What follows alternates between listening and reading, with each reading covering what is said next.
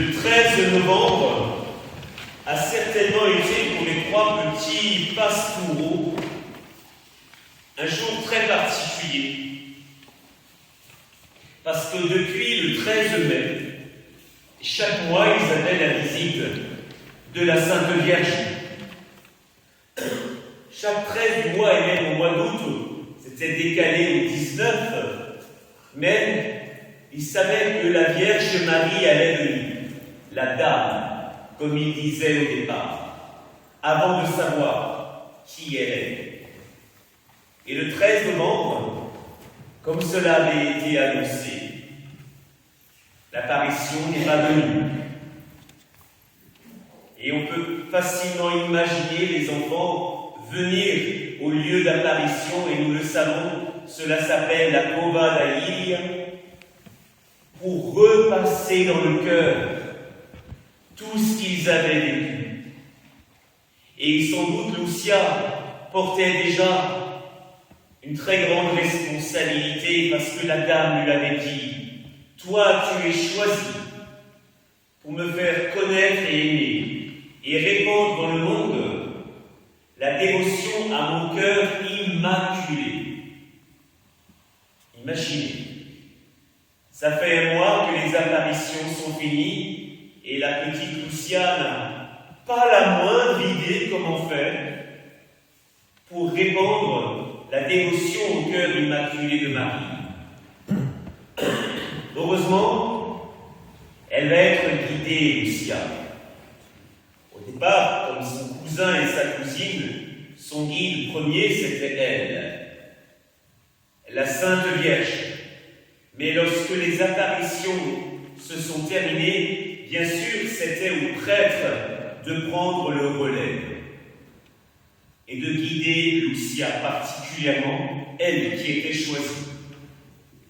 Et les prêtres qui étaient de bonne qualité savaient qu'il fallait absolument éduquer la petite Lucia pour accueillir ce qu'on appelle la grâce du ciel.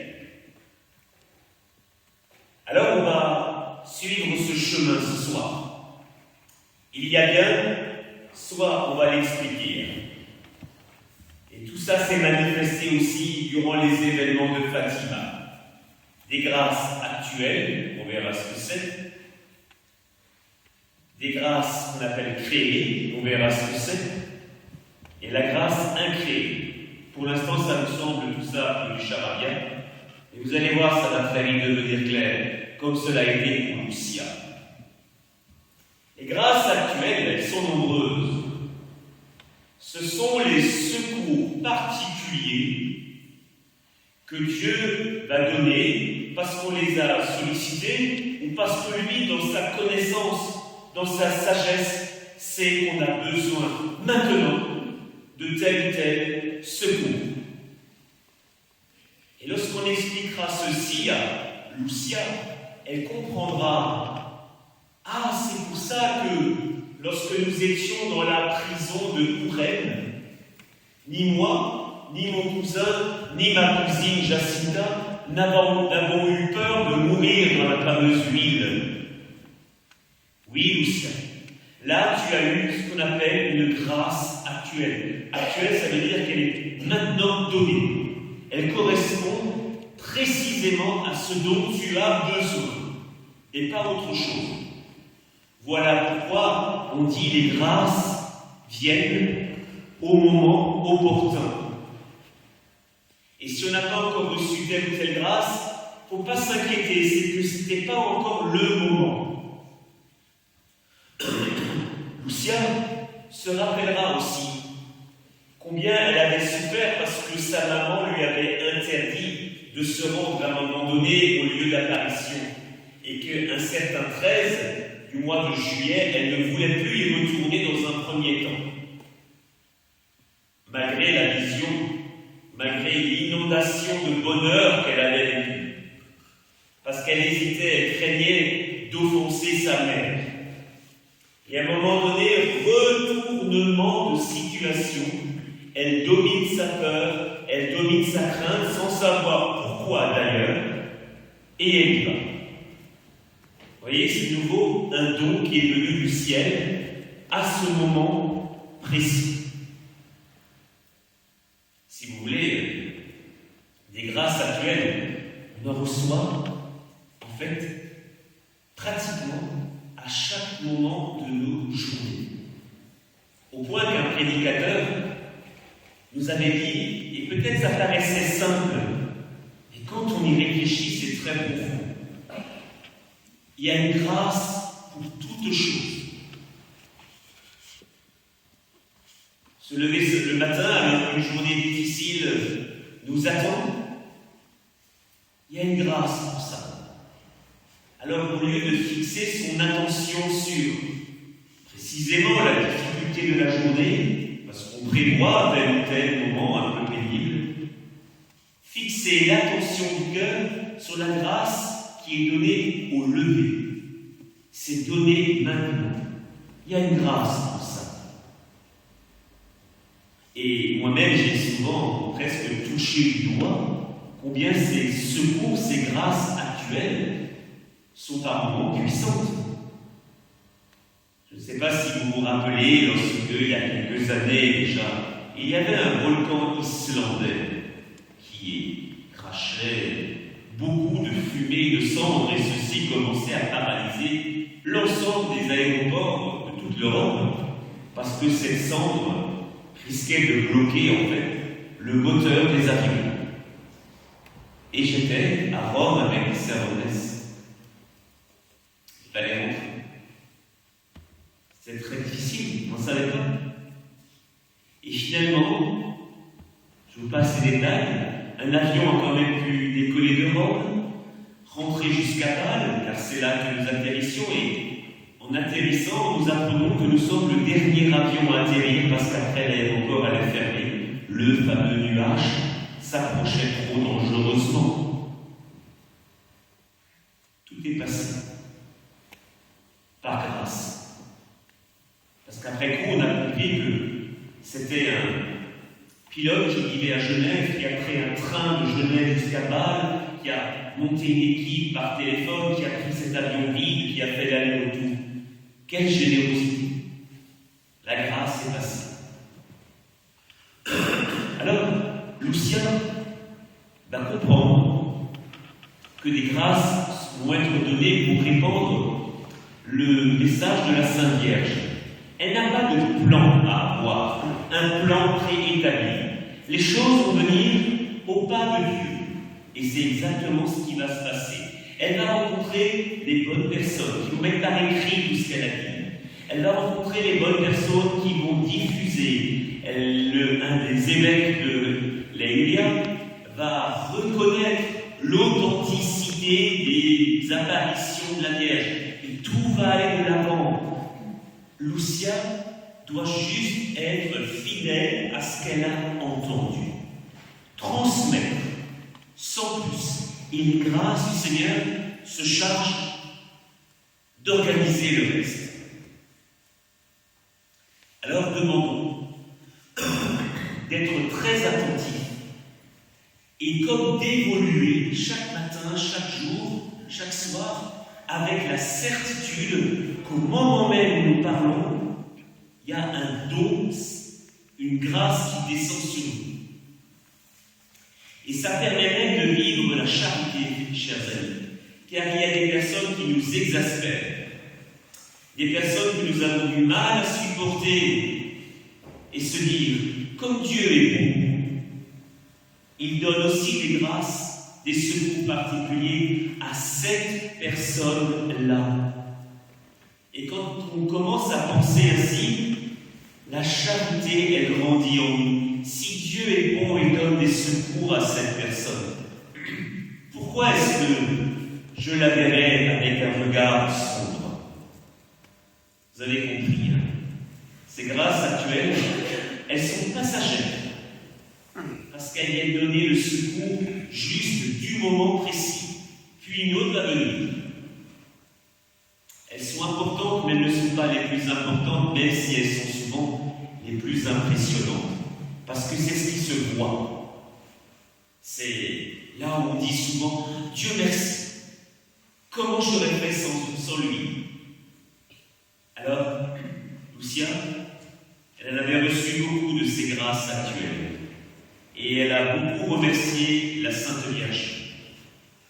Particulièrement lorsque la petite Jacinta, qui avait été pourtant très émotive, pour un oui, pour un non, elle pleurait, comme elle a été forte dans la prison.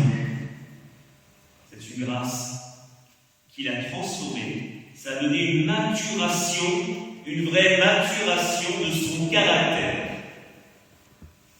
Voilà. Alors que le temps des apparitions est terminé, ouvrons-nous aussi à recevoir toutes ces grâces et surtout d'en avoir conscience. Car si on n'a pas conscience, on a l'impression que Dieu est loin. Et dès qu'on est attentif à tout cela, on remerciera du matin au soir parce qu'on verra la générosité du Seigneur.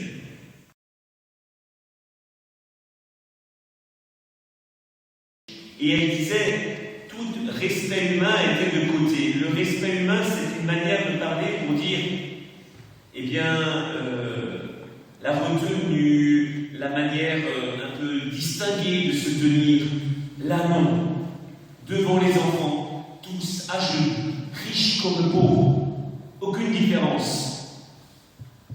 L'adoration de Dieu commençait déjà à travailler ces gens-là.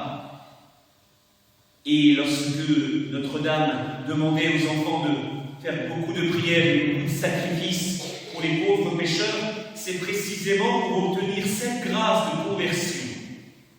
On appelle aussi la grâce créée, parce que Dieu crée dans l'âme des dispositions de changement, des dispositions de conversion, des élans de repentir. Dieu crée dans l'âme des sentiments de dégoût par rapport au péché passé. C'est pour ça qu'on l'appelle la grâce créée, parce que Dieu crée ceci dans l'âme des personnes qui les reçoivent. Une personne un jour revenant de Fatima, alors qu'elle y était allée un peu en touriste, parce que c'était une tournée d'un car qui allait dans différentes parties du Portugal et de l'Espagne. Et là-bas, il m'a dit, je ne sais pas ce qui m'est arrivé. J'ai commencé par pleurer, et pas simplement d'émotion. Ce n'était pas une vague d'émotion. Je pleurais sur ma vie passée. Je pleurais sur tous mes péchés. Et je ne l'avais même pas cherché. Mais évidemment, à partir des 3 enfants, vous imaginez la masse de chapelets, la masse de pénitence sur ce fameux chemin de pénitence qui ont été vécus là à Fatima. Comme ça attire évidemment la grâce créée, c'est-à-dire des élans de conversion. Et alors là, nous avons une place très importante à tenir, car si Notre-Dame nous a demandé par l'entremise des 3 petits prophètes de faire beaucoup de prières et beaucoup de sacrifices en ce sens, c'est pour une raison bien simple. C'est que Dieu, qui est infiniment bon et infiniment juste aussi, eh bien, ces grâces, on les obtient si on les demande. Cette grâce de conversion, elle est donnée si on supplie.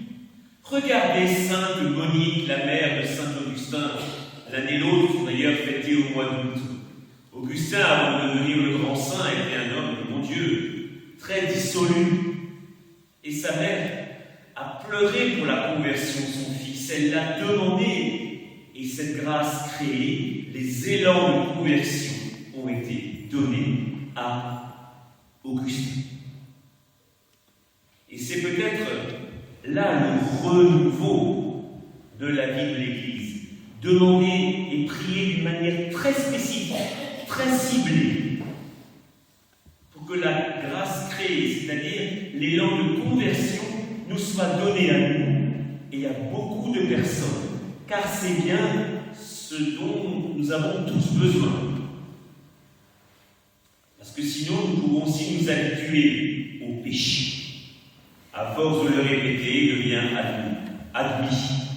À force de le répéter, on l'accueille assez facilement, tel ou tel péché.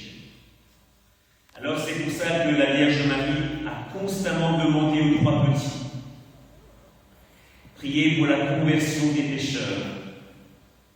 Alors, maintenant que nous comprenons ce que c'est que cette conversion, maintenant que nous comprenons que souvent notre seule petite persuasion humaine ne suffit pas pour retourner un cœur, parce qu'on pourrait, rien que dans l'histoire spirituelle de la France, en citer des litanies de grands convertis. Songeons à Paul Claudel, qui s'est converti un soir de Noël à Notre-Dame de Paris quand les enfants chantaient le Puer natus est, la grâce descend sur lui. Au point où on disait, et c'est pas tort, qu'une personne changée était touchée par la grâce. Et précisément cette grâce-là.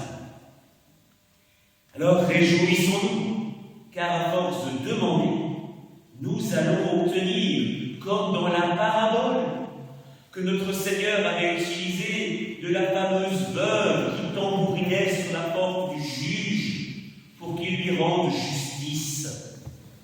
Et elle a obtenu. Et Jésus disait: faites pareil à l'égard de Dieu votre Père. C'est ce que nous faisons maintenant. Et peut-être que vous avez dans votre cœur des personnes pour qui vous demandez cette grâce de conversion, la grâce créée. Notre Père.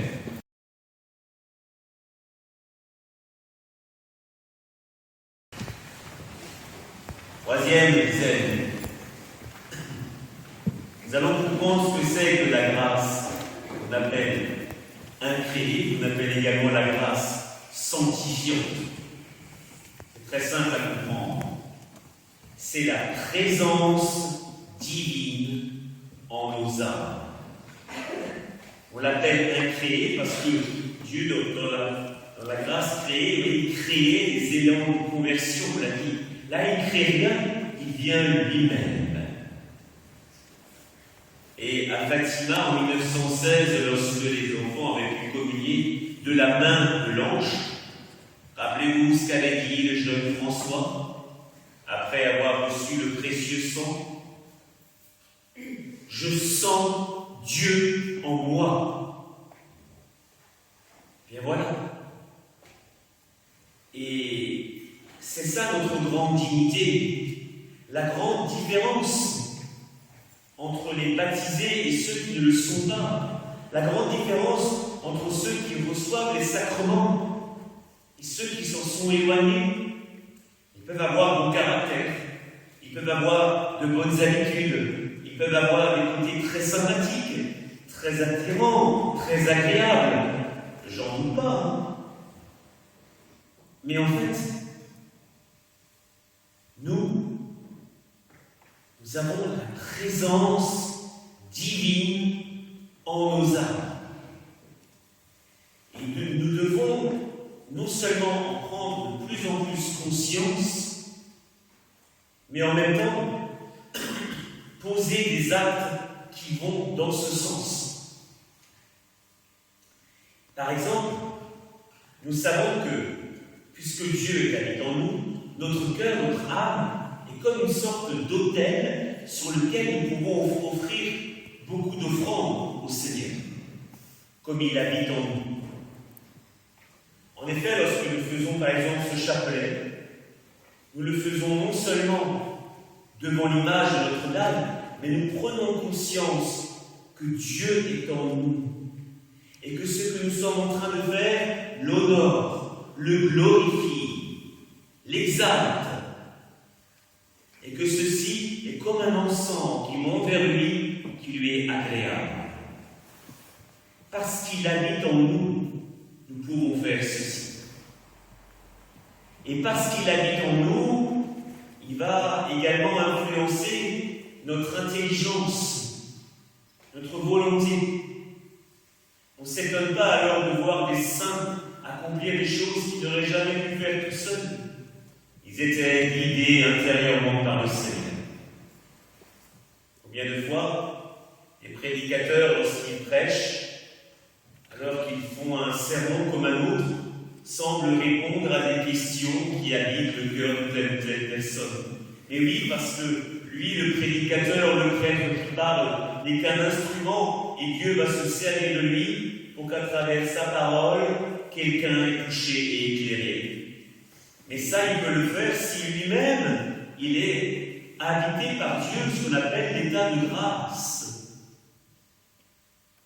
Et le péché, qu'on appelle mortel, c'est qu'il est si grave qu'il oblige Dieu à se retirer d'une âme. Et l'âme n'est donc plus habitée par Dieu. Et si l'âme meurt dans cet état-là, elle ne peut plus retrouver l'amitié de Dieu dans l'au-delà. Ici, oui, par la confession, on retrouve cette habitation de Dieu. Voilà pourquoi le sacrement de pénitence est si précieux, parce qu'il nous ouvre l'accès au retour de Dieu en nous, j'allais dire. Alors, réalisez, comme disait saint Paul, vous êtes les temples du Saint-Esprit. Ne l'oubliez jamais. D'où toute la morale catholique liée à la sainteté, toute la morale catholique autour du mariage, toute la morale catholique sur le fait de ne pas user de l'union de l'homme et de la femme n'importe comment. Parce que les corps sont les temples du Saint-Esprit. C'est assez simple à comprendre.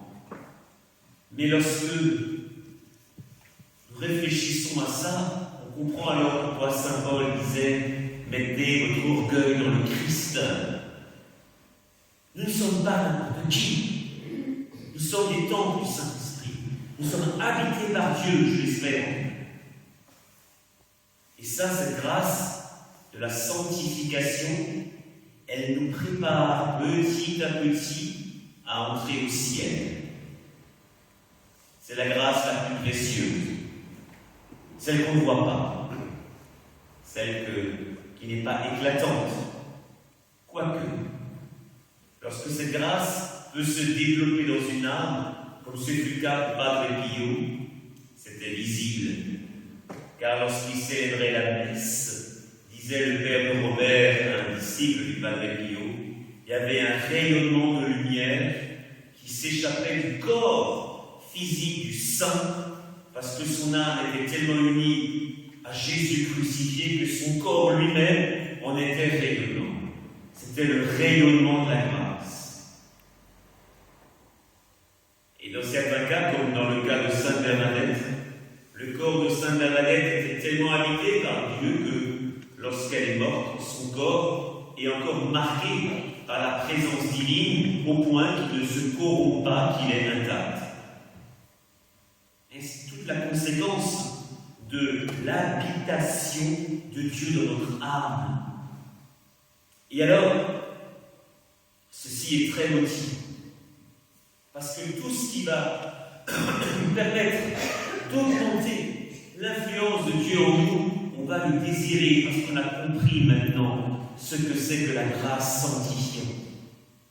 Dieu habite en moi. Voilà pourquoi il n'y a pas plus tard qu'il y a quelques jours au catéchisme ici à Deschorf, une fois de plus, un enfant disait « Alors si je comprends bien, il vaut mieux mourir que faire un péché. » C'est radical, mais les enfants savent être très radicaux. Un beau résumé. Alors, nous allons lire cette dizaine en action de grâce. Nous avons tant reçu et Dieu habite en nous. Là encore, ça peut aider à la charité. Quand on voit quelqu'un, on ne va pas seulement voir sa tête, on ne va pas seulement voir son intelligence, c'est des choses secondaires. Dieu habite cette âme. C'est le plus important. Voilà pourquoi je peux être ami avec cette personne. Car au-delà de ces multiples défauts, nous avons tous des défauts. Dieu habite cette âme.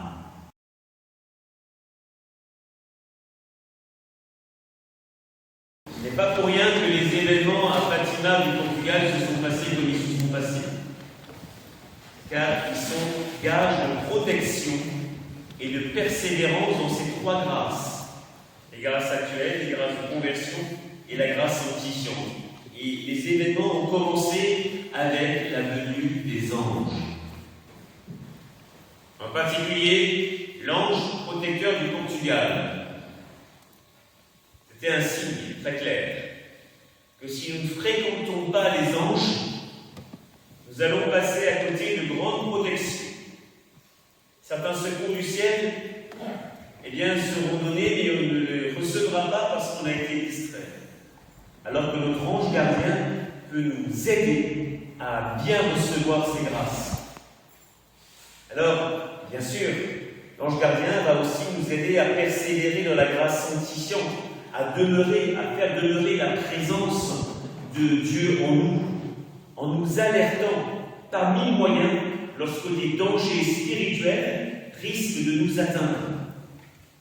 Regardez à Fatima du Portugal, lors de la deuxième apparition de l'ange, lorsque les enfants jouaient. Que fait l'ange du Portugal? Il leur pose une question un peu sous forme de reproche. Que faites-vous? Il faut prier, beaucoup prier. Vous voyez, il les reprend. Il a raison. Alors demandons justement, pour que ces trésors de ces trois sortes de grâces ne se perdent pas, autorisons notre saint ange d'intervenir pour nous réveiller. Que fais-tu? Dans quelle direction marches-tu? Reviens vers Dieu. Reviens à la prière. Que par mille moyens, notre ange nous rattrape par le col, comme on dit, et nous remette sur le bon chemin. Et si la Vierge Marie a voulu que l'ange du Portugal intervienne à Fatima avant elle-même, c'est pas seulement pour préparer les enfants, mais c'est pour nous tous, pour nous dire, mais vous aussi, vous avez un ange. Et regardez comment les enfants obéissaient à l'ange du Portugal, au point d'imiter non seulement les prières qu'il disait, mais aussi les positions de prière. Ils faisaient tout comme l'ange. Nous ne le voyons pas, je vous le conseille. Mais si nous nous habituons à nous rappeler, il est là l'ange, il est là le gardien, eh bien on va être de plus en plus sensible, car c'est un serviteur. Il nous veut au ciel, il nous veut saints, car il dit, toi tu es fils et fille de Dieu. Toi tu peux recevoir le corps du Christ. Les anges ne communiquent pas. Et alors, comme ils voient ce que nous devenons lorsque nous communions, ils sont presque en prosternation devant nous. Pas devant nous, mais devant le corps du Christ que nous avons. Et alors ils se précipitent pour que, justement, il n'y ait pas d'attaque démoniaque.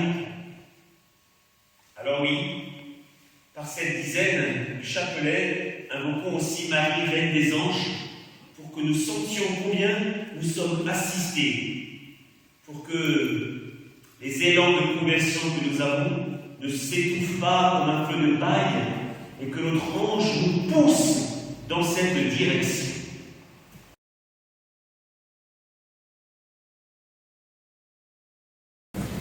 La grande révélation, bien sûr, de Fatima, c'est l'accès que nous avons à son cœur immaculé à la Vierge. Voilà pourquoi elle demande la consécration. Et si c'est venu à cette époque de l'histoire de l'Église, et pas 100 ans avant, ou 200 ans au Moyen-Âge, c'est que la Vierge savait que les dangers spirituels, dans les temps modernes, allaient être encore plus forts. Et que si nous voulons que la présence de Dieu ne soit pas entachée en nous, par tous ces moyens qui existent aujourd'hui, quand on pense au ravage que Internet peut faire avec l'usage si jeune de la pornographie, c'est terrible. Ça souille les jeunes âmes. C'est terrible. Alors la Vierge Marie nous dit, mais sans la consécration à mon cœur immaculé, vous n'y arriverez pas, parce que le déchaînement du mal est trop fort aujourd'hui. Son cœur, c'est l'arche de Noé.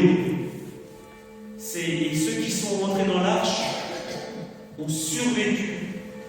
La consécration nous permet de maintenir cette présence de Dieu en nous, parce qu'on le sait, on l'a répété 1000 fois, Satan n'a pas accès au cœur de la Vierge. Vous comprenez pourquoi chaque fois qu'on communie, en même temps on devrait accompagner cette communion d'un acte de consécration au cœur de Marie. Je communie et en même temps je me consacre à ton cœur pour que le plus longtemps possible, la puissance de cette communion domine en moi et rien d'autre. Et pas les tentations, les distractions, les dispersions, tout ça, non. Je me reconsacre chaque fois à ton cœur, après chaque communion, pour justement être dans ce paradis terrestre qu'est le cœur de Marie. Sinon, on va divaguer à droite à gauche. Alors, prions cette dernière dizaine, le temps passe toujours trop vite, pour que nous réalisions la grandeur de ce que nous allons faire dans un instant, le renouvellement de notre consécration, avec la volonté qu'elle conserve intacte tous ces secours, toutes les grâces qu'on reçoit, que rien ne soit perdu. Je me rappelle un jour, un homme qui disait « Ah, quand j'étais enfant, j'avais la foi, mais j'ai perdu la foi. » Il le disait avec un brin de tristesse. Il était un peu responsable, on dirait. On ne la perd pas comme ça, la foi, tout seul. Comme on perd une pièce de monnaie, comme on perd la clé. Il disait « Moi, j'ai perdu la foi. » Mais en fait, nous risquons nous aussi, face à un scandale, quelque chose qui nous touche de très près, un mal puissant, et de dire non, je décide plus jamais croire, ça sert à rien. Oui, l'adversaire, il peut utiliser les moments de grandes épreuves pour nous faire chavirer dans la foi. La consécration au cœur immaculé de Marie dans ces circonstances est capitale pour justement comprendre que dans les grandes épreuves, la foi est comme un rocher sur lequel on s'accroche. Sinon, à la prochaine grande vague, on risque de passer par-dessus bord.